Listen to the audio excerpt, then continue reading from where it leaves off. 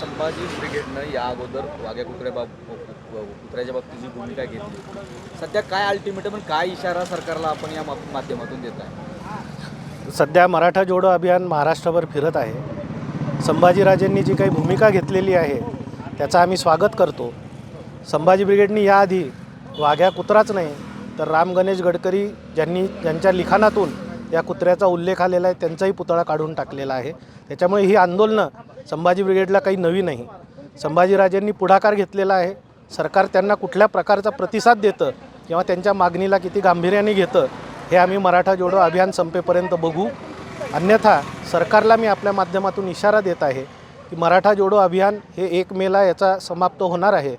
तोपर्यंत सरकारने तो काढावा. तो जर तोपर्यंत काढला नाही तर नंतर संभाजी ब्रिगेडच्या वतीने तो पुतळा निश्चितपणे काढला जाईल एवढं आश्वासन मी आपल्या वतीने सर्व महाराष्ट्राच्या जनतेला, खऱ्या इतिहासाचा आग्रह धरणाऱ्या सर्व समस्त जनतेला देतो.